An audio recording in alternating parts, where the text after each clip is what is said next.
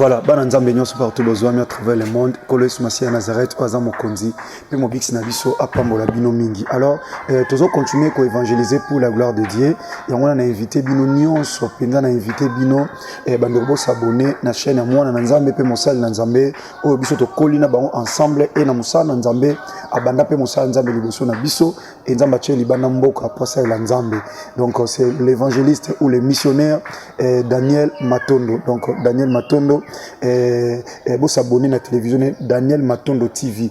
Donc Daniel Matondo TV, vous s'abonner massivement à la chaîne Wana parce que et pas de la foi comité c'est un frère qu'on se connaît bien, un frère qu'on a grandi ensemble, un frère oyo toza secteur moko donc babande musa nzambe liboso na biso et basunga biso pe na moi batoli poto ko koma otoko ko za lelo c'est un ami mais c'est un grand frère na kati ya musala na nzambe Daniel Matondo le missionnaire au azwami na mboka ya États-Unis on a bengio ndeko na ngai avec un cœur ouvert parce que là-bas vous trouverez que le nom de Jésus-Christ de Nazareth, vous trouverez que l'amour du Seigneur, vous trouverez que la gloire de notre seul et l'unique grand vainqueur de Golgotha, Yesu Masia ya Nazareth. Pour nayebi bisika to utina bango et tanto yena musana nzambe ko rejoindre bango et bisika wapi otozo kende kino lelo. Donc na bengi bino bana nzambe nyonso bolinga pasteur de la foi, bo s'abonner na Daniel Matondo TV et na page Facebook boko aussi ko s'abonner na Daniel Matondo officiel. Donc wana aza ndeko na biso aza Moussa Nzambe un missionnaire oya terre na bamboka ya bakati na bakongo lokola bakikonka atera bamboka lokola ebele o to sala ba campagne makasi o peto mona pe loboko na Nzambe pe bitumba makasi kasi Nzambe alongisa biso na ba milé lokola bakikonka na bakongo central pe partout et aujourd'hui ndeko Daniel Matondo le missionnaire Daniel Matondo aza mena na niveau ya États-Unis azo sala Nzambe donc to banda na bazamba mais lelo Nzamba fandisier na États-Unis. Alors landa ba prédication landa ma bon signon surtout ya Moussa Nzambe, abonnez-vous massivement par la grâce de Dieu, massivement par la grâce de Dieu, vous s'abonner na Daniel Matondo TV wana na YouTube pe na page Facebook vous s'abonner na Daniel Matondo officiel. C'est moi votre frère Onazolinga et pas na comité et pas bandeko bakoma on va continuer pe kokoma parce que nous connaissons qu'à partir on a tché semas oyo ndeko na tché oyo de tous composer musala na Nzambe tata tika nkolo na biso moko o asangisa biso o asimba likola simba mabele Nzamba kondima na biso moko otondimela o alata forma mutakita na se andima fimbu soyi na elongi amema ikulusu na mukongo bapota na maboko na makoro ba persa na mupanzi yeka aza moko akufela biso Yesu Masia Nazareth Nzamba solo, le Dieu que j'adore, le Dieu que j'élève, le Dieu qui est au-dessus de tout Dieu, le roi des rois, le Seigneur des seigneurs. Oh, c'est lui qui appelle à l'existence des choses qui n'existaient pas. Oh, il est allé nous préparer une place. Et après, il y a siècle présent, bien aimé, tu raté nyonso, tu zanga otwe kozanga, mais tu zanga lolati.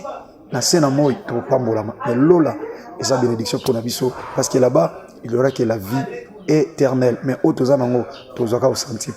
Mais na lola, la vie éternelle. Abonnez-vous encore une fois de plus na bande pour na ça, na Daniel Matondo TV pour na YouTube, puis na Daniel Matondo officiel pour na page Facebook. Je vous aime beaucoup. Que la gloire de Dieu soit votre partage. Au nom de Jésus-Christ.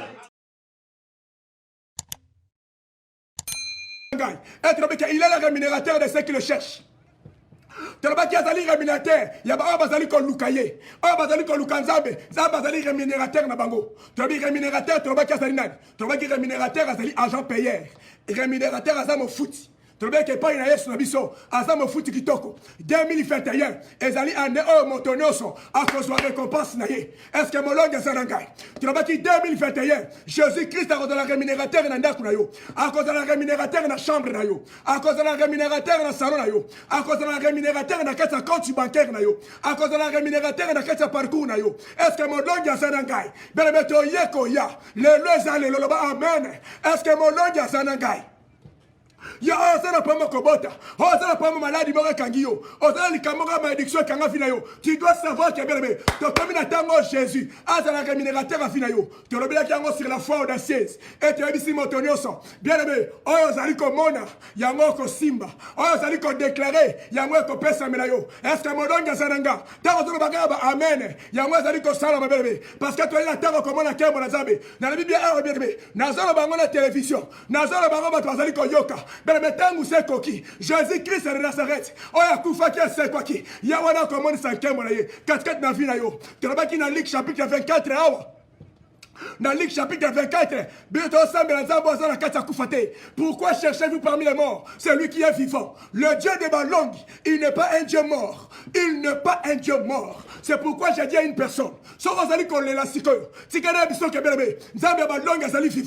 ne le cherche pas parmi les morts. Il était déjà mort sur la croix et il était enterré. 3 jours après, il était ressuscité. Au jour d'aujourd'hui, Jésus est ressuscité. Jésus-Christ est vivant. Il y a votre bague pas motomoko. Yabango bien Seigneur, le lazali mokolo roza mutu na sete. Babi ke ba mama oyo, tango ba kenda ki bisika, Yesu Masia sekwaki, bazala ki motu na se. Pa ba teba bien Seigneur, ben de bene ka tafina bango, bazami tu na se. Mais oyo zali tango balongi, tango mutu na se susute. Soki ba chola ki yo, soki ba tonga ki yo, soki ba ki n'importe quoi, ben me tango sekoki. Est-ce que mon langue moko zo comprendre nga? Ben me nazo sentir feeling à Saint-Esprit. Nazo sentir feeling à Saint-Esprit parce que ben me tango sekoki. Oyo sengani tamba kita. Balongi eye eye pona kopesa longa na ndaku na yo eye pona kopesa délivrance na ndaku na yo eye pona kopesa solution na ndaku na yo parce que Jésus na biso azali akufate azali azana ba mort. Pourquoi cherchez-vous parmi les morts celui qui est vivant? Pourquoi cherchez-vous parmi les morts celui qui est vivant? Notre Jésus n'est pas mort, notre Jésus-Christ est vivant. Akola kisayo molongi akola kisayo azali vivant soki ondimaka nzambe te okomona nzambe yo ozali kolandanga soki ondimaka nzambe te okomona nzambe. Est-ce que molongi azananga? Est-ce que molongi azananga? Soki mobali na yo ondimaka nzambe te soki mwasi na yo andimaka nzambe te soki libota na yo bandimaka nzambe te bakokutana na nzambe balongi belebe kala te ebandi deja ese bandi bakokutana na nzambe wana baoyo babundisaka yo bakanga vi na yo batia na bakadena batia na bakraka batia na balibulu bakanga na zamba bakanga na cimetière batia na kata mai batia na kata serikei bakanga na molangi bakokutana na nzambe wana bakokutana na nzambe balongi beleme bakondima nzambe na yo bakotatola nzambe na yo. Est-ce que molongi azananga? Nalingi na mona balongi ebele nalingi na mona balongi baloba mene. Est-ce que balongi bazananga? Est-ce que balongi bazananga? Balongi bolauke oeza tangu ya kolauka tokolala pongi te tokogene tokolala na se tokoluka nzambe kino tokomona kembo na nzambe. Est-ce que molongi azananga? Tu as le blague sur la foi de cesse. Tu as le blague sur la puissance de la prière. Tu as le blague sur la puissance de la prière. Si tu as le blague sur la puissance de la prière. Prière est à la kanangouya. Prière change la situation. Prière est à la solution. Prière est à la canosse pour la biso. Est-ce que mon langue a sanangai? Est-ce que mon langue a sanangai? Tu as le blague sur la puissance de la prière. Tu as le blague bien aimé. Le sang me fait l'on a ma solo. Église est comme une solo. Internet est comme une solo. Quand la terre comme on engouille en prière, tout le monde a miracle la banda kula biso, tout le monde engouille kita. Est-ce que mon nom est Sanangai? Est-ce que mon nom est Sanangai? Ma prière est bien internet. Ma bazali kobikate, ma bazali délivré, ma sangi bambango, ma lever n'importe quoi. Maman pesa salaboye, ma oswe de l'autre côté. Et comme itango bien aimé, ngana yoto fukama, ngana yoto lukanzambe, ngana yoto bondela. Zamba yo kakape prière na yo, zamba yo kakape yo. Ben mais ça la confiance en prière na yo, ça l'appelle la confiance en prière baninga na yo. Zamba kosala, pa matetangu sekoki. Est-ce que mon nom est Sanangai? Est-ce que mon nom est Sanangai? Bien, Seigneur, tu as sur la puissance de la prière. Tu as sur la puissance de la prière, bien Seigneur. Dans la puissance de la prière, tu as pensé qu'il y a bien aimé. Tu as pensé qu'il y a bien aimé. Tu as pensé qu'il y a 5 points. Oui, c'est là qu'il y a biso. Qu'on considérait quand tu es dans la prière. Dans 5 points, tu as dit que le Seigneur Dieu Tout-Puissant, il peut tout. na 5 points tolobaki le Seigneur Dieu tout-puissant il peut tout nayebi ke bato ebele barejoindre biso lelo yango nazozonga mokie nasolo na bato mwa mingi nayebi ke bele Seigneur mingi baye korejoindre biso parce que ntango sekoki ete nkembo na Nzambe emonisama tolobaki ke bele Nzambe akoki nyonso ya liboso tolobaki le Seigneur Dieu peut tout. Le Seigneur Dieu tout-puissant t'invite à la prière. Tu n'as pas qui n'a motomoko. Likambozo kutanango. O ezo elisayo wana. Eza likambo Nzambe. Eza loko l'invitation. Concernant nos kobota. Nzambe apesi invitation. O kutana na prière. Kolela no makambozo lela. Nzambe apesi invitation. O kutana na prière. Makamba classe misela no simbate libale no simbate. Nzambe apesi invitation. O kutana na prière. Makambo ya bana na yo. Ozomona kimia libote ezate. Bele Nzambe apesi invitation. O ya na prière. Il y a une façon. Oh, nous avons encore bien la prière. Et ça peut circonstance. Oh, quand on est kalango. Makamu mingi ya pasi. Et bien d'abord te belle panzambe. Est-ce que molonga salanga? Ba situation mingi. Ba circonstance mingi. Oh, il lisa biso. Et ça banzela oyo. Oh, nzamba le kisa biso. Pona informer biso. Et ça banzela nzamba le kisa biso. Poto mona kembo na nzambe. Est-ce que molonga salanga?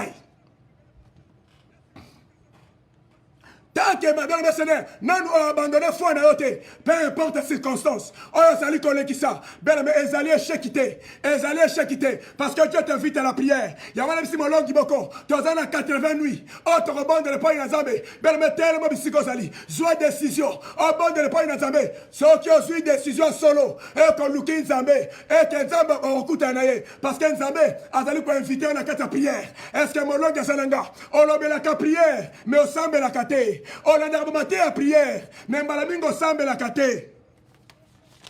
Ok, dans l'église de la montagne, on semble la caté. On s'intéresse à la prière, mais on semble la caté. Talaba genou na yo, et je l'ai dit qu'on semble la caté. Bien les dans la Bible, talaba genou, on semble la caté. Talaba lengo la la ka, bouton bien, oh la lingo, c'est pas dit que tiens, si 5 heures du matin, que moussala, on semble la caté. Bien mais ça qu'on va dire, on se dit sans Nzambe, on semble la bonne lio, na on sengi. Na ona sengite Nzambe pesa nga kaka na yoka prière avec basambe la kate yoka bango soka bandika prière 1 minute ba yoko fula ye yoka e na ona sengi te Nzambe yo moko yebi kaka oyebi kaka États-Unis passe Nzambe na zola posa Nzambe ko sambe la mema bibi na uti musala Nzambe na lembi yango na ona sengi na oya na sengi te Nzambe baluka kaye na ona sengi te wana prière ba feneyo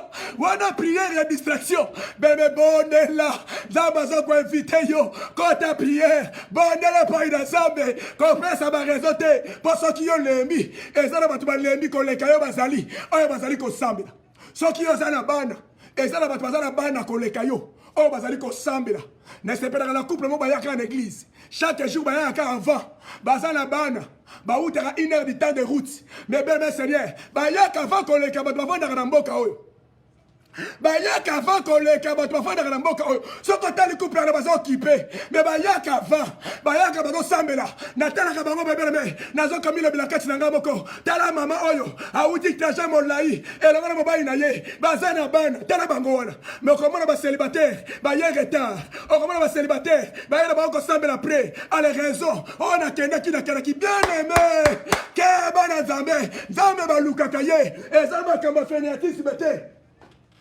Ezama kamba fainéantisme te lelo to koma raison yango beleme et pas ma longue beleme likambalo samba ezama kamba osakana mote nous sommes en train de parler sur les 5 points à considérer pour que votre prière est à la puissance. Tu rappelles que le Seigneur Dieu vous invite à la prière.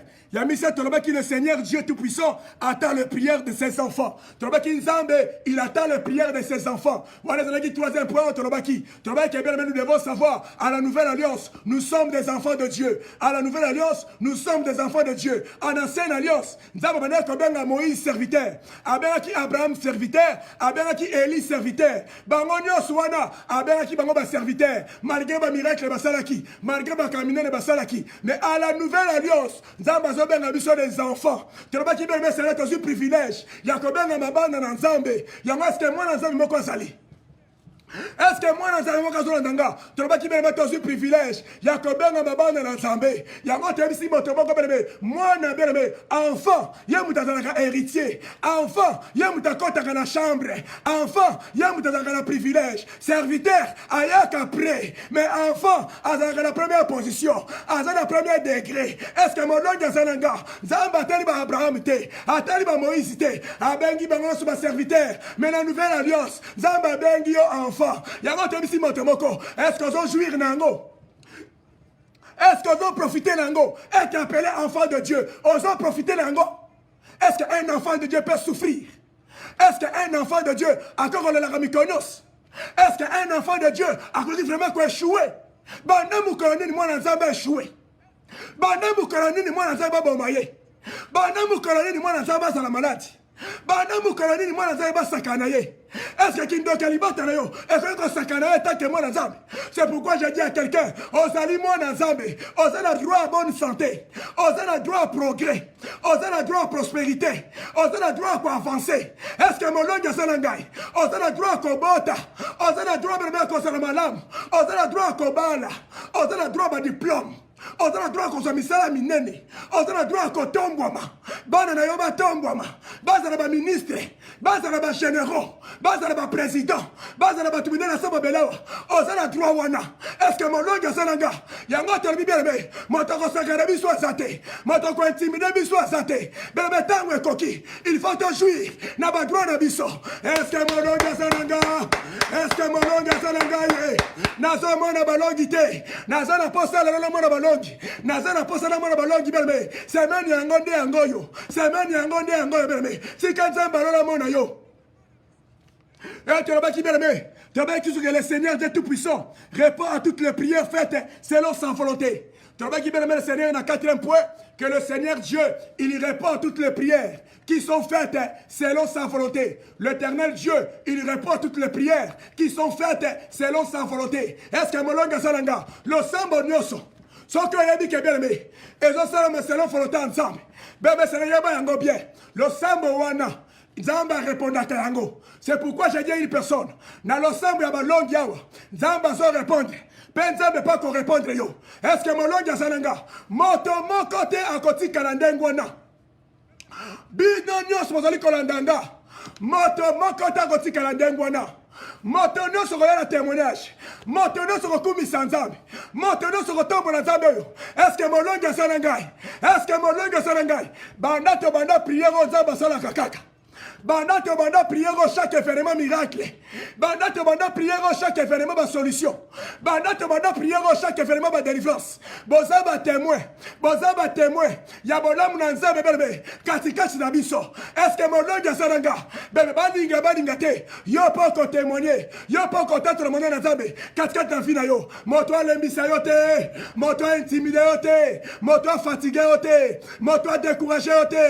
Allez molonga avancé. Molonga avancé. Molonga avancé. Molonga attaqué. Molonga attaqué. Allez molongi kende. Zwaka boitu na molongi. Kotake na katamai. Kotake na katamai. Sala lokola pierre. Sala lokola pierre. Zwa boitu na yo. Allez kote na prière. Allez kote na profondeur. Bikamo ezalié. Bikamo ezali berbe. Le miracle c'est dans la profondeur. Le miracle c'est dans la profondeur. La délivrance c'est dans la profondeur. Pierre raconte qui dans la profondeur. Pierre raconte qui na boito. Na profondeur. Na Luc chapitre 5. Pierre raconte qui na boito. Na kati profondeur. Pamate kuna na bisika bikamo ezalaki. C'est pourquoi j'ai dit à une personne, Jésus-Christ a dit que ben biso, na kati profondeur. Mais mes potes s'est changé. Porte ma fière, c'est silaki. Porte ma veste, c'est silaki. Porte relaxa bilamba, c'est silaki. Porte relaxa bandaku, c'est leki. Porte relaxa mituka, c'est leki. Bébé le Seigneur, et comme il porte rencontre la profondeur, et comme il porte encore Lukanzambe, est-ce que mon long est sanangai? Est-ce que mon long est sanangai? Griffini au koya nango lelo. Oyo batu balata te. Mutuka nyo koya nango. Oyo batu batambo nango te. Likamuni au relaxa bato. Oyo batu basala te. Tawana c'est leki. Et comme il tanga kokota. Et comme il tanga Lukanzambe. Est-ce que mon long est sananga? Est-ce que mon long est sananga? Est-ce que mon long est sananga?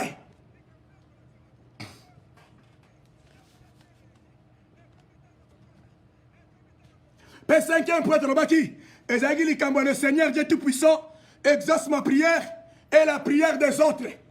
Cinquième point, qui semaine passée. L'éternel Dieu et le Seigneur Dieu Tout-Puissant, il exauce ma prière, il exauce aussi la prière des autres. Mais il faut faire confiance à toi-même. Et il faut avoir aussi confiance aux expériences des autres. Il y a un Seigneur, Jésus-Christ, c'est ça qui prière. Et pas qu'on aille. Tant qu'on a eu que bon de là, a mis Jean, a mis Jacques.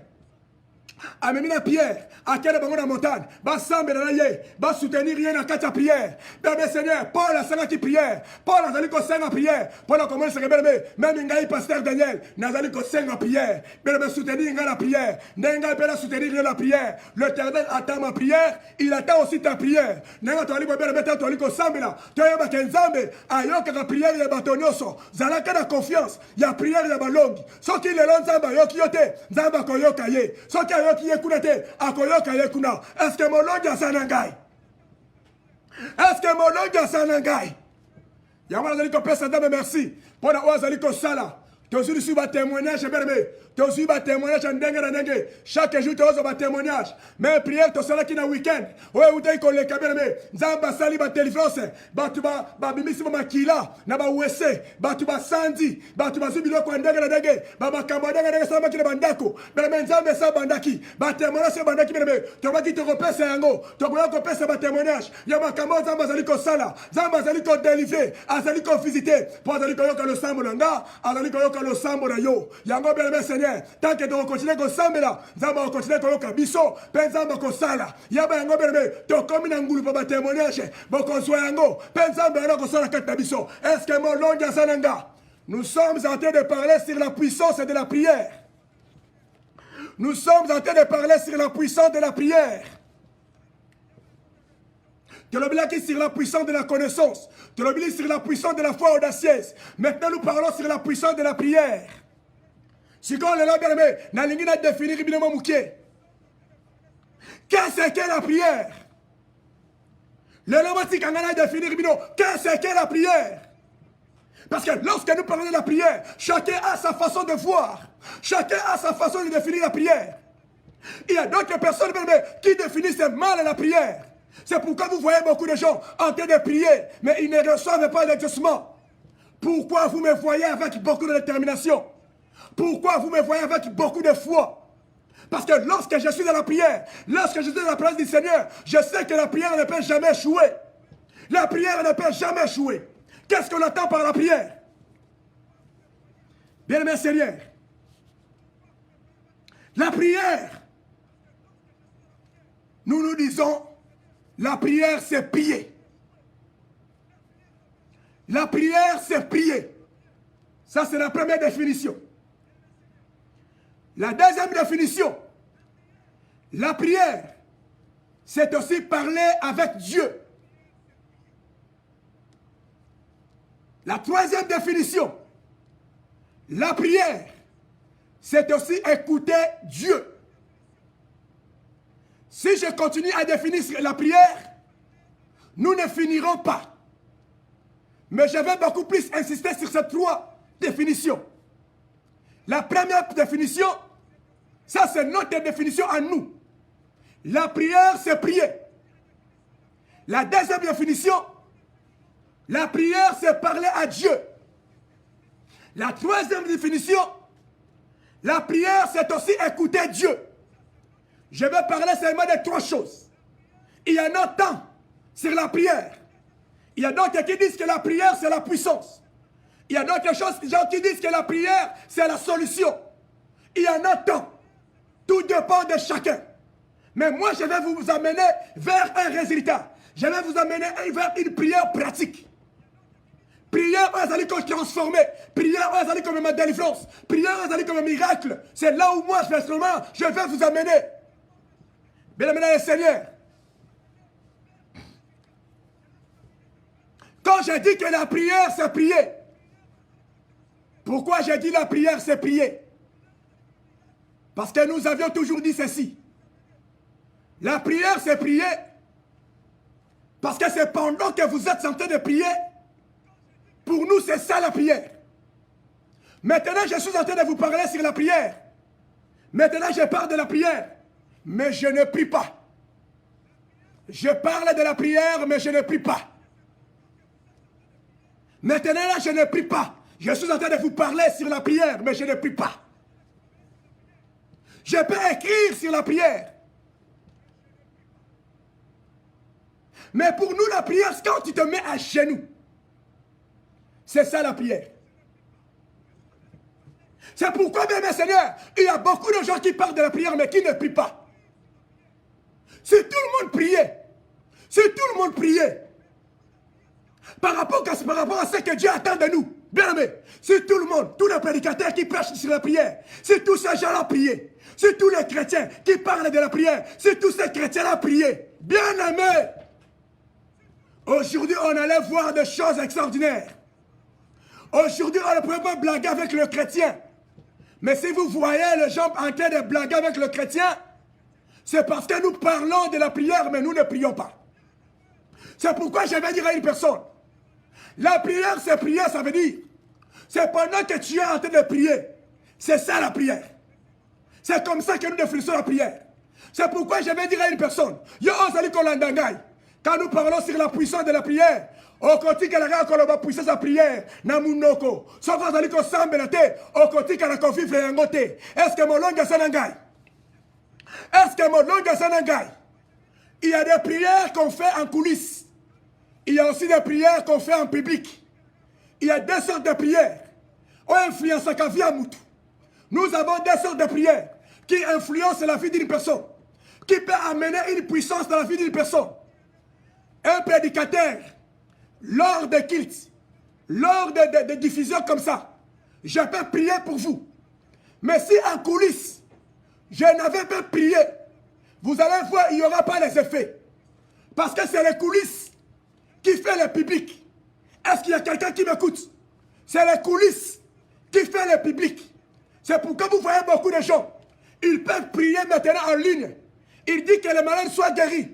Les malades ne seront pas guéris. Parce qu'en coulisses, ils ne s'étaient pas préparés. Est-ce que mon langue est sanangai?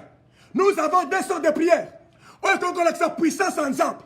Quand nous sommes devant vous, bien aimés, pour donner ce qui a été préparé en coulisses.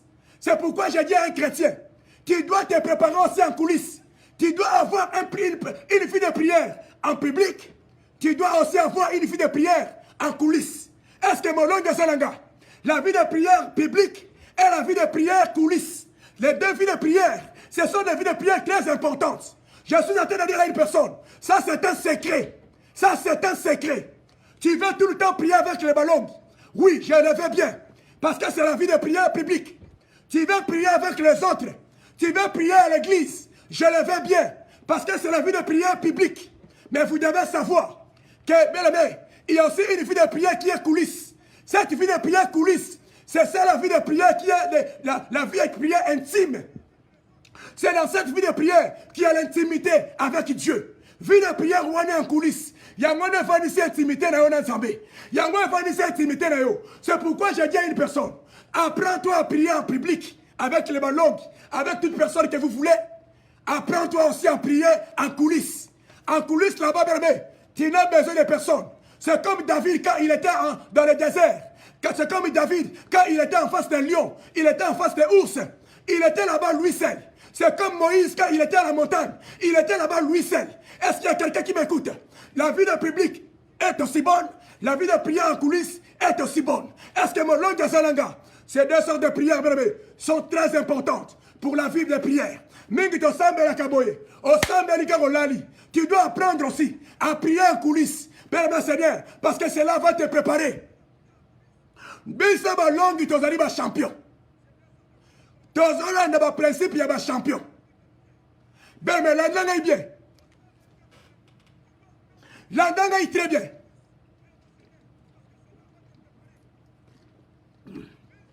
Et là quoi liboso. Ceux qui n'ont qu'à vie de prière na yo. Nanu o apprenant qu'on demeurait longtemps dans la place ensemble. Il faut y avoir un sikoy. Naba domaine nyo so fi. Naba domaine nyo so fi. Moto nyo so azali professionnel. A koki jamais comme ça là, entraînement na ye en coulisses, moi pas moins de 4 heures. À coquille jamais qu'on s'en tellement, pas moins de 4 heures. C'est pourquoi j'ai dit à Ballon, Bana ressort l'exercice. Au 110 minutes, le boss 20 minutes, le boss 40 minutes, le boss 40 minutes. Aux allez kokende, et allez exercice. Tant vous allez concernant Biloko, l'homme a commis 1 heure du temps. Et qu'on peut se poser à 2 heures. Et qu'on peut se poser à 3 heures. Et qu'on peut se poser à 4 heures. Aux hommes, aux okende. N'engue dimension de la combattant. N'engue peut me seigneur, puissance de la combattant. N'engue dimension de ce matin-là. N'engue peut victoire de ce matin-là. Parce que Dieu veut que nous demeurions longtemps. Avec qu'il faut toujours persévérer dans la prière. Et ne pas se relâcher. Luc chapitre 18, verset 1. C'est pourquoi je dis ceci. Dans la vie de l'intimité, prenez ça en considération. C'est important de passer aussi des moments seuls avec Dieu. De passer des moments seuls avec Dieu. Même 10 minutes, 15 minutes, 20 minutes. C'est important. Maintenant, vous devez savoir. Principe Moussou Zanine.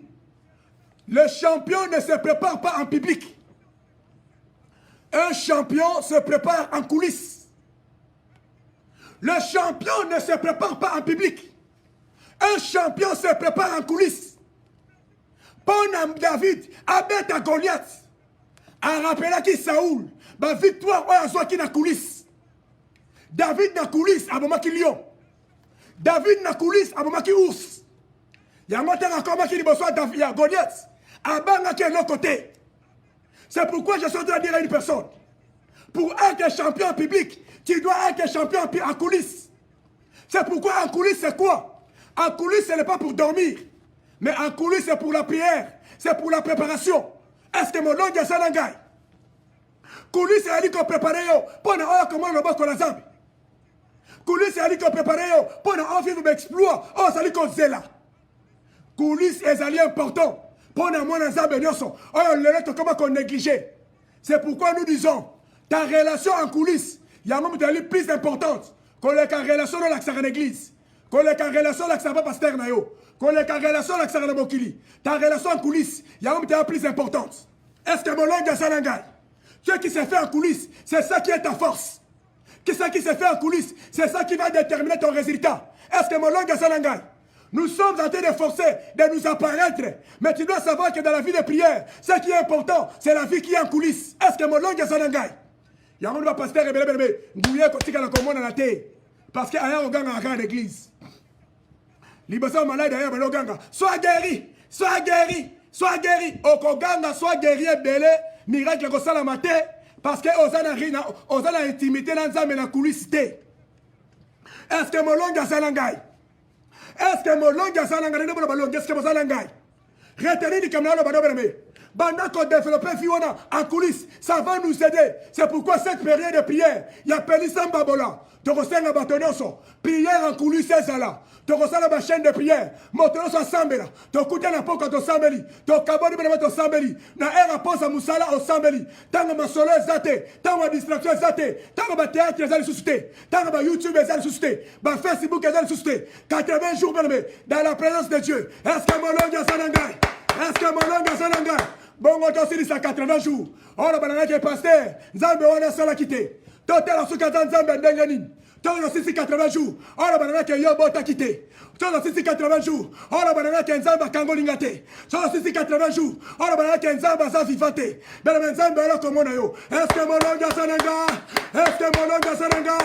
Est-ce que mon langue est Salangay? Mais tangu c'est coquille. Oh, tu as aussi une distraction. Longo langa ba kosambe la pamba pamba. Longo langa ba distraction. Longo langa ba loyenge. On a sambelaka. On a sambelaka. On a intercesseur. Intercesseur. Mais longo langa biloko wana. Ton loukanzame. Ton côté la prière. Tu as dit que pas la mission. La prière c'est prier. Quand tu pries bien aimé, c'est ça la prière.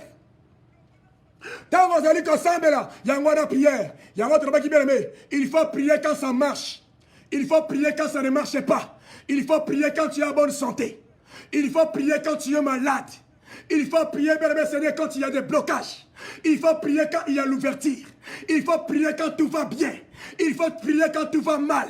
On a dit il faut prier. Il ne faut pas se relâcher. Il ne faut pas abandonner. C'est nous la prière, c'est prier. Quand tu pries, c'est ça la prière. Si tu ne pries pas, ce n'est pas ça la prière. Oh, pasteur, mais c'est ça la prière. On peut prêcher sur la prière sans pourtant prier. On peut écrire sur la prière. On peut écrire un grand livre sur la prière sans pourtant prier. On peut prêcher sur la prière sans pourtant prier. Moi, je dis ici, ce n'est pas la prédication. Je ne parle pas d'un livre. Je ne parle pas d'un discours.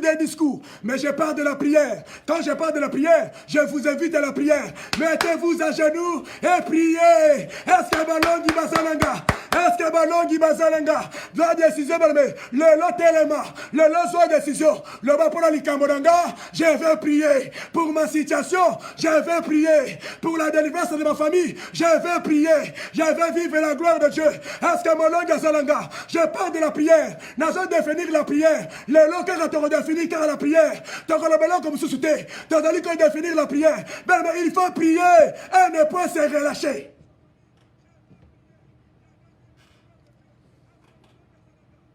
Et si tu prends cette décision avec moi, si tu le prends de tout ton cœur, laisse-moi te dire, le diable aura peur de toi. Si tu prends cette décision avec moi, si tu es pasteur, tu vivras le réveil dans ton église. Si tu es enfant de Dieu, tu vivras la gloire de Dieu dans ta vie, bien-aimé. Oh, comment on a parce que la prière ne peut jamais échouer. La prière, c'est prier. Est-ce que mon Lord Gazalangai? Est-ce que mon Lord Gazalangai? La prière, c'est prier. La prière, c'est prier. Le bas, je veux prier. Le bas, je veux fléchir les genoux. Le bas, je veux prier. Le bas, je veux prier. Le bas, le temps de la prière est arrivé. Le temps de la visitation est arrivé. Bien-aimé, tu dois prier. Fléchir les genoux, bien-aimé. Créer le temps, va créer un temps. Temps va créer un kaka. Nengo créer un temps pour la colia. On crée un temps pour la colia. Malgré ça va s'occuper. Mais tous les jours, on lia qu'à bien. T'as la nengo en santé. T'as la nengo en mafuta. Parce qu'on lia qu'à bien. Qu'on lia, on crée un temps. Mais on l'a pas s'occuper. Mais on lia qu'à très bien. Nengo en a bien, Seigneur. On a très propre au sokolaka. Bilambano bon sarango bien. Namona kodengo lataka. Namona kodengo salaka na Facebook. Ozwa guta okanga photo na Facebook. Ozwa katawana. Bongo ta prière za la te prani. Est-ce que mon longue sanangai? Est-ce que mon longue sanangai? Sans que ça la ta prière te. Quand on appelle la terre qu'on liate. Sans qu'on la ta prière te. Quand on appelle la terre qu'on repasse que la mate. Sans que la monnaie la main fusuri sama. Nandimio penza qu'on s'arrête la tante. Sans que la monnaie penza qu'on son liate. Wana ndimi qu'on s'arrête la tante. Mais c'est pendant qu'on s'en lia, c'est pendant qu'on s'en bilama, c'est pendant qu'on a la photo sur Facebook, c'est pendant qu'on a YouTube, on s'en attend. C'est pourquoi j'ai dit à une personne, et c'est une émission à diable, Moutelali Koko Sabiso, pour qu'elle demeure la prière. Le temps est arrivé. Oui, Seigneur, Seigneur, t'as demeuré dans la prière, t'as demeuré dans la prière, bien aimé.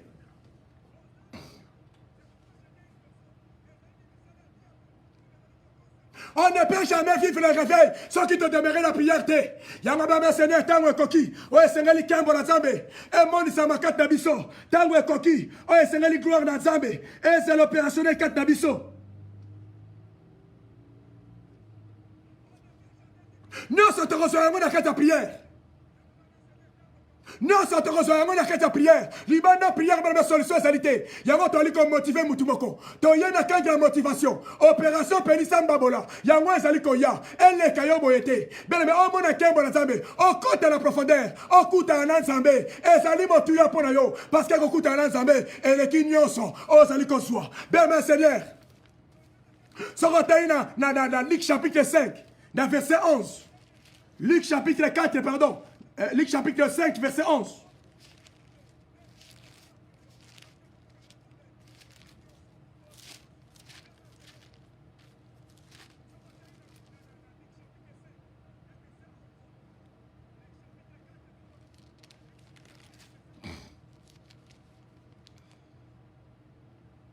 Luc chapitre 5, verset 11.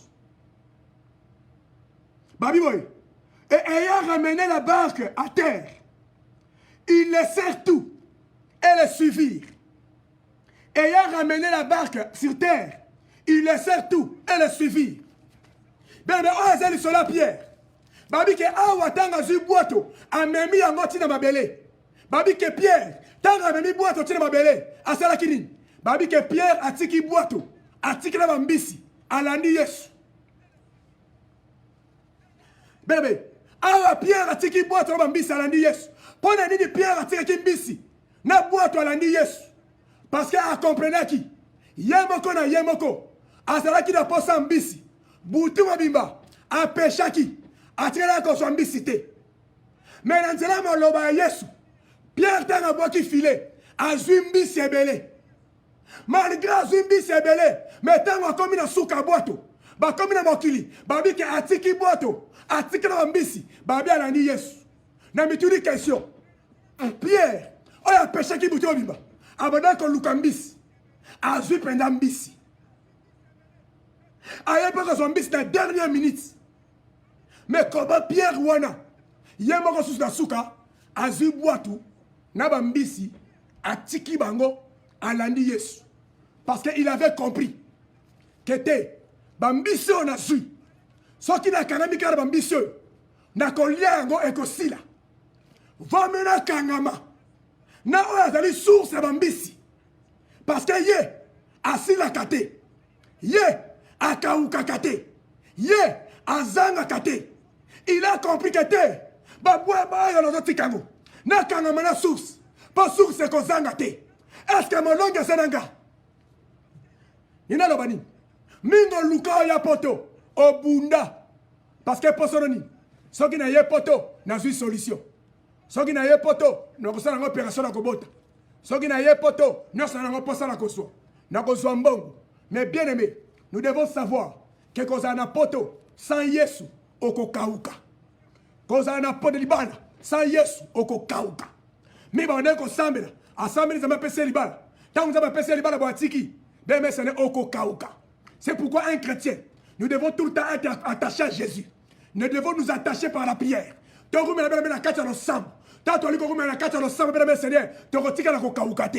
pourquoi dans ce moment, même si ça ne marche pas aujourd'hui, c'est pendant que tu t'attaches à celui qui bénit. C'est là que tu t'attaches à celui qui donne les enfants, qui donne le mariage, qui donne les solutions, à celui qui délivre. Mais c'est pendant que tu t'attaches à celui-là. Au Kokaoukate, Yango 2021, mon côté à Kokauka. Est-ce que mon langue à Sananga 2021, c'est pendant que tu as demeuré, Nakata vie de prière, et l'eau comme Kokaoukate, et l'eau comme Rosang et Zate, pas matin Zambewana, Azali solution pour Nayo, Mosala Nayo, Yangwana solution pour Nayote, commerce Nayo, Yangwana solution pour Nayote, docteur.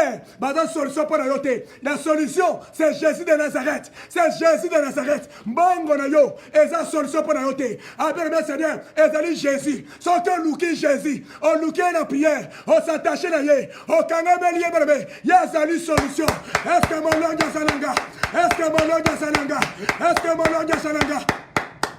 Bébé Pierre atiki mbisi, atiki boato, akangami na Yesu, bébé kangamela Yesu, yebise pa na Yesu masia, mbula oyo Yesu, ngana zo kangamela yo, yangwana bisi molongi boko, mbula oyo bébé kangamela Yesu, yo ozali kolandanga, pona ba classe na yo, pona libala na yo, pona kobota na yo, pona misala na yo, pona avenir na yo, pona réussite na yo, au nom de Jésus, nazo déclarer Nicolas Motomoko, est-ce que molongi osalanga, est-ce que mon langue au Salanga, les lois de Seigneur, n'a qu'à définir la prière, n'a qu'à définir la prière, c'est prier, yango tango bébé, to semble pas une ensemble, afin qu'un boulot, to kangama na Yesu, pour y a une solution, il y a une délivrance, il y a un miracle, il y a un visa, il y a un voyage, il y a un document, il y a une ouverture, il y a une relation, il y a un changement, il y a une évolution, il y a une délivrance, il y a une prospérité, il y a un progrès. Est-ce que mon langue au Salanga, est-ce que mon langue Saranga, yango malongi sambe le paina zambe,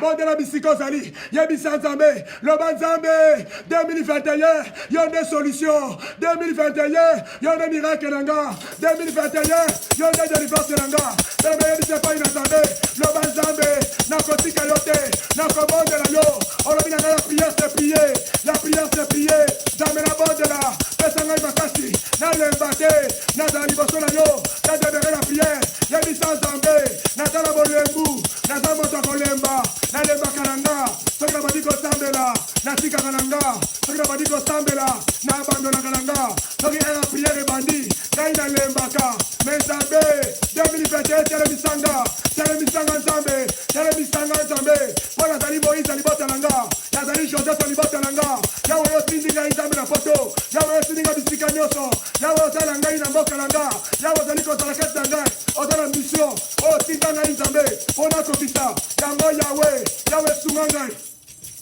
beleme sambele epai na nzambe yebisa nzambe asunga yo nzambe abolisa makasi na yo kotambola bongo na priere yebisa nzambe la priere se priere yawe oteli biso awa losambo eza kosambela ntango ozali kozela so na priere nzambe ngai namonana ntango ozali kozela ngai na priere nzambe ngai naya ntango ozali kozela ngai na priere nzambe ngai naya na kombo na yesu masiya beleme sambele epai na nzambe nzambe apeso makasi oyokaka masolo ya priere oyokaka mate ya priere me change nango vi de priere na yo te oyokaka mate ebele osambelaka na yo te beleme obanda kosambela kala ata yo moka 10 minutes ya pamba okokaka te 30 minutes ya pamba okokaka te 1 heure ya pamba okokaka te lelo 10 ans lelo 15 ans na makambo ya nzambe lelo 5 ans lelo 3 ans na makambo ya nzambe okokaka kosambela te yango yebisa epai na nzambe loba nzambe losambo ezala masolo te losambo ezala réalité nga nalingi namona yo mbula oyo nzambe salelanga bikamwa nazala moto mabondeli nzambe epesa ngai makasi nabondela eske molongo tosambela eske molongo tosambela eske molongo tosambela loba epai na nzambe na butwa lelo yebisa nzambe loba nzambe pesanga makasi ndenge opesaki bayekoli makasi ya kobondela nzambe na buya pesanga makasi mosala ezali koampeshe nga makambo ezali koampeshe nga makambo ezali koampeshe nga moyene esambela ezali te nalingaka masolo mingi nzambe esunganga nalingaka facebook mingi nalingaka bateatre mingi nzambe pesa ngai makasi nazala mposa ya kosambela nzambe nalingaka pongi mingi nalingaka nanga kopema mingi nzambe esunga ngai nazala mabondeli nazala liboso na yo ngai moko nakoki te nzambe pesa ngai makasi nzambe esunga ngai nzambe esalisa ngai au nom de jésus beleme sambela loba nzambe pesa vi de priere na mobali na nga pesa vi de priere na mwasi na nga na bande na nga ntango nyonso tokomisaka mponga bapriere na ndako tosambelaka te ate bandi mponga bapriere wana ekokufa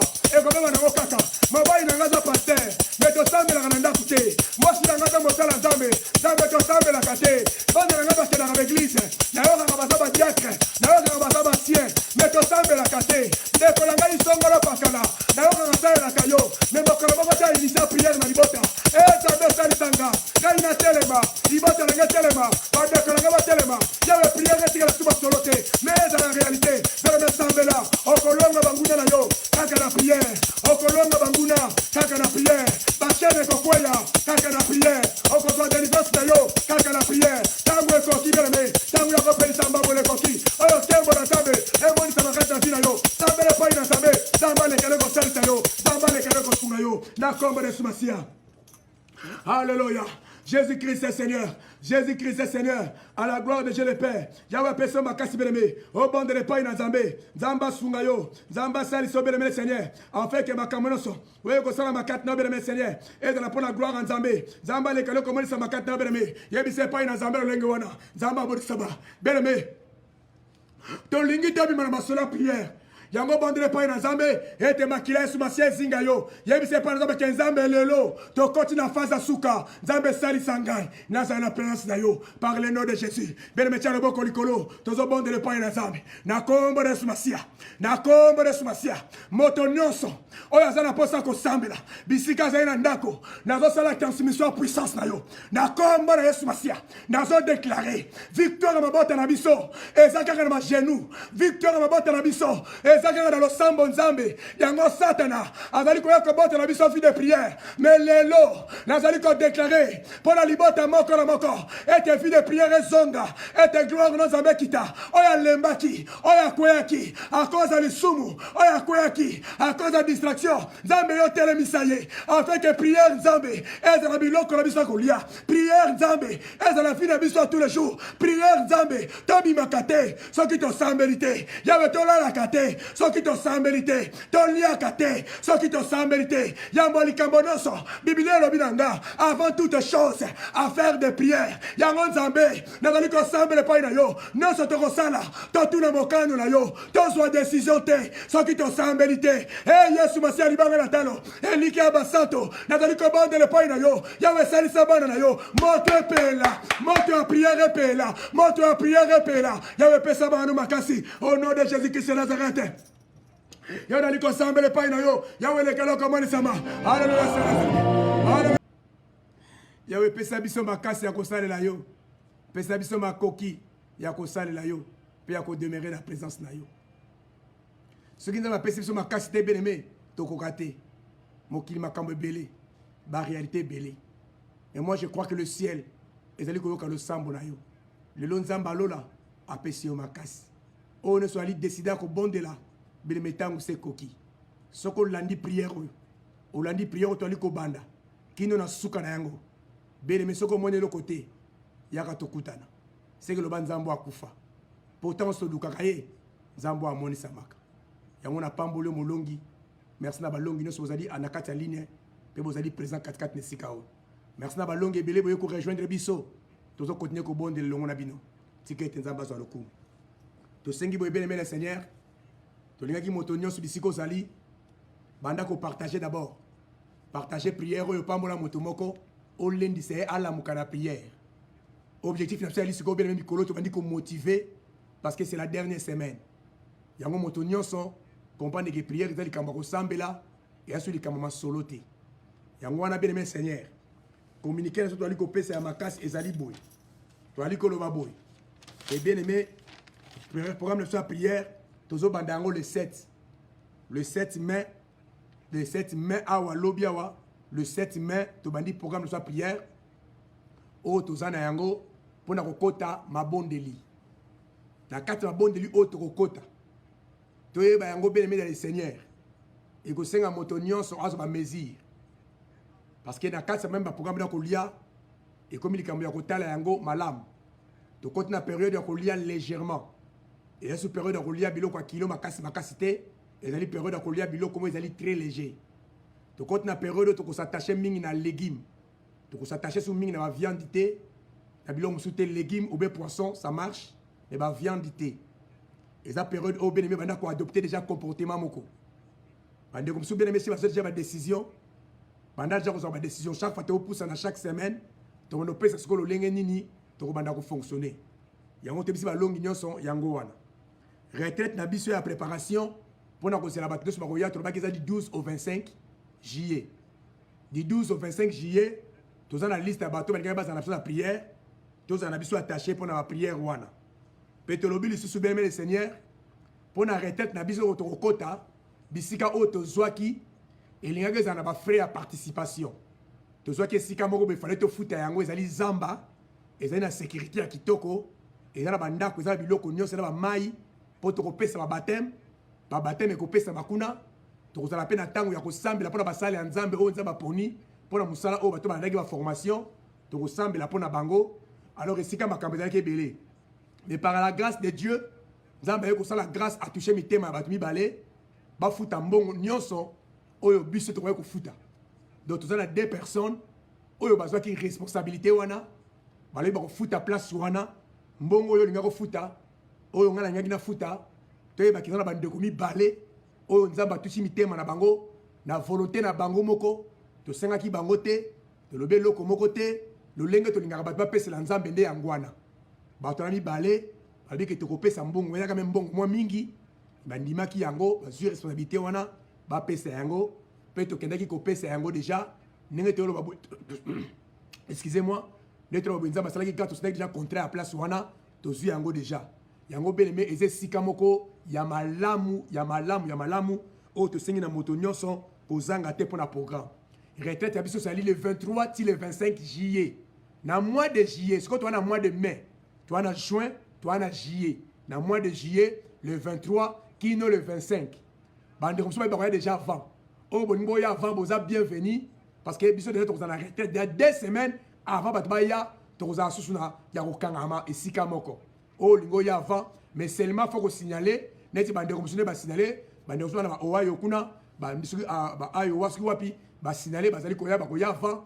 tala bande comme koya avant 4 na biso alors ba programme nyonso bien aimé to milengi le pona yango et kozala malamu mingi pona biso nyonso aéroport auto quitter là ezali aéroport ya Bloomington parce que bisika to côté la retraite na aéroport et kozala moins de 20 minutes donc moins de 15-20 minutes beaucoup bisika biso to zali yango wana aéroport à malamu to sali là ezali aéroport ya Bloomington yango bande ko bozali ko soma ba billet botala aéroport ya Bloomington pe celui botali ko na bozo ba suite nyonso et à part ça to pesa ki numéro papa na biso Antonio soki to la nina ba prière précédente to komona numéro ezali pour natina été te contacter papa Antonio to directement bengi biso to komi to kozanga te ko signaler yo to ba ki motonio so kozala sala la biso réservation et kozala malam vraiment ba te belé bazali ko benga s'il vous plaît ça la réservation signaler pour to yeba comment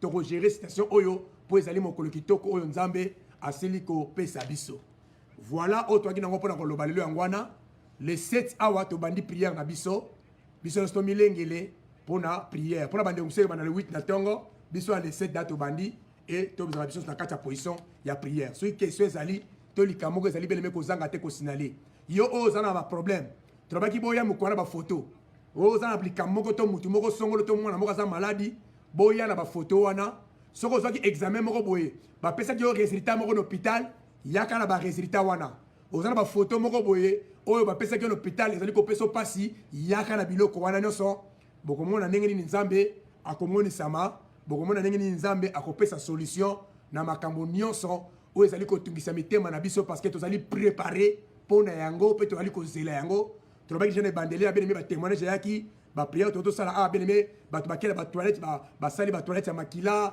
bato ba sandi biloko bato bakute makama ndenge na ndenge et beleme Seigneur même l'église bato musuba yaki wa l'église nzambe beleme akuta na bangwawa makambo ezebele obo ko ba témoignage na yango mikolo ezali koya yango tolobi beleme tozo sambela nzambe na masolote milengele pour la retraite oyo le 23 juillet kino le 25 juillet et ça même la bande comme ça longwa Europe bazoya retraite awa ceux qui bande ko Europe bakoya beleme comprendre ka yo mito zalia yango nzambe alola apambola biso tokutani biso smoko na lobby na 23h na air na biso ya Chicago awa tokutani pona ko bondela epai na nzambe ba makambo ezali belé pona retraite tokoloba no so lelote mais malembe to ali ko pusana tokobana ko loba ceux qui peut question ezali botuni tokobana ko répondre nzambe apambola biso na kombo na Yesu Kristo mobateli nous avons ainsi parlé amen amen amen to bonde le pai na nzambe kolo Yesu masia libanga na telo to kumisi kombo na yo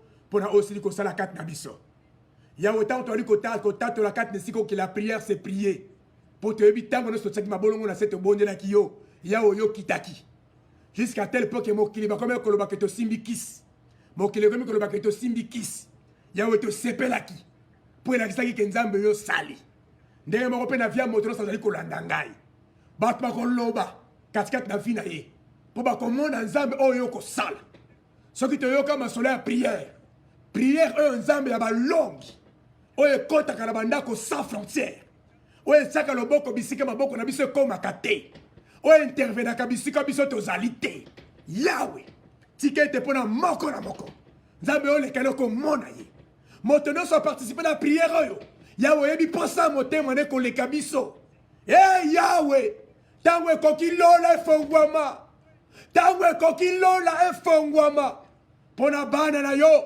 batatola monene na yo bamona nkembo na yo basimba loboko na yo yawe ntango ekoki seigneur oyo nalingi namona esengo epai na bana na yo yawe tala ndeko abengaki nga lelo ntango tokutanaka azalaka moto na kolela nazali kobenga nga azopesa nga sango malamu mpo na mwana azali kosepela yawe nga nalingi bongo bato oyo bakoti priere bazali kolela ntango tozali kosilisa 80 jours oyo nzambe abima na koseka soki réellement nzambe oyokaka priere na biso moto nyonso akoti priere oyo nzambe aza na likambo moko esi asuki mayele esi esuki nzambe e yawe tika losambo nzambe abima yango na lipambo oyo na yo yango na sengi makano Yesu Masia kozinga moto nyonso bisika azali kolala batela ye nzambe oyo aza na mosala azali bisika ndenge na ndenge batela ye baoyo balamuki ezali journée nzambe batela bango baoyo bakolanda prière oyo na rediffusion nzambe batela bango moto nyonso nzambe kembo na yo e accompagné fi na ye na kombo na yo Yesu Christ mobateli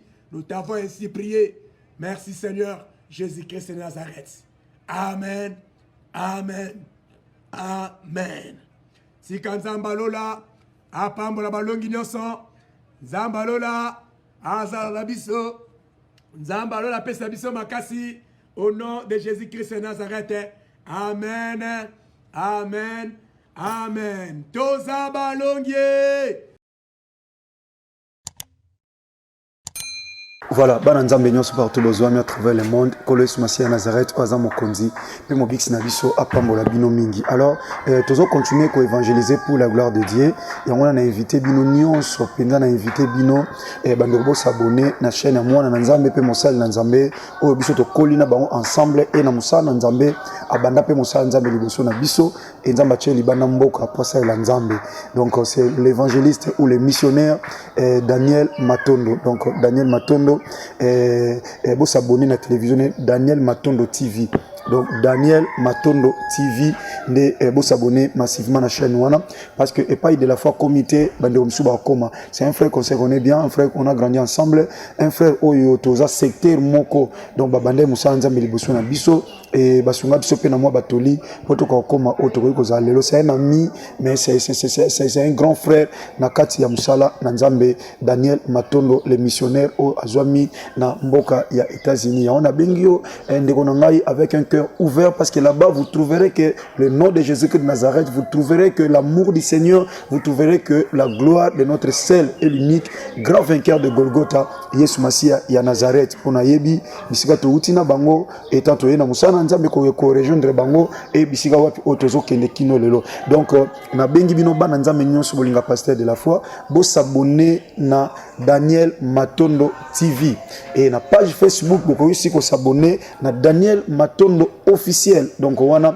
aza ndeko na biso aza mosali na nzambe un missionnaire oyo ateya na bamboka ya bakati na bakongo lokola bakikonka ateya na bamboka lokola ebele oyo tosala bakampagne ya makasi oyo pe tomona pe loboko na nzambe pe bitumba makasi kasi nzambe alongisa biso na bamile lokola bakikonka na bakongo central pe partout et aujourd'hui ndeko Daniel Matondo le missionnaire Daniel Matondo aza mena na niveau ya États-Unis azosala nzambe donc tobanda na bazamba mais lelo nzamba fandisier na États-Unis. Alors landa ba prédication landa ma bonsignon studio Moussa na Nzambe, abonnez-vous massivement par la grâce de Dieu, massivement par la grâce de Dieu, vous s'abonner na Daniel Matondo TV wana na YouTube pe na page Facebook vous s'abonner na Daniel Matondo officiel. C'est moi votre frère Onazolinga et pas na comité et pas bandeko bakoma on va continuer pe kokoma parce que nous connaissons qu'à partir on a tchese mas oyo ndeko na tche oyo de tous composer musala na nzambe tata tika nkolo na biso moko o asangisa biso o asimba likola simba mabele nzamba kondima na biso moko otondimela o alata forma mutu akitana se andima fimbu soi na elongi amema ikulusu na mukongo bapota na maboko na makoro bapersa na mupanzi yeka za moko akufela biso Yesu Masia Nazareth nzamba solo le Dieu que j'adore, le Dieu que j'élève, le Dieu qui est au-dessus de tout Dieu, le roi des rois, le Seigneur des seigneurs. Oh, c'est lui qui appelle à l'existence des choses qui n'existaient pas. Oh, il est allé nous préparer une place. Et après, il y a siècle présent,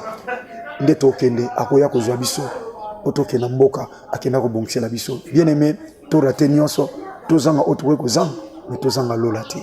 Na sena moi, topambolama, mais lola, et sa bénédiction pour Nabiso, parce que là-bas, il y aura que la vie éternelle. Mais autozanango, tozaka au sentipe. Mais na lola, la vie éternelle. Abonnez-vous encore une fois de plus na bandé pour na ça, na Daniel Matondo TV pour na YouTube, puis na Daniel Matondo officiel pour na page Facebook. Je vous aime beaucoup. Que la gloire de Dieu soit votre partage. Au nom de Jésus-Christ.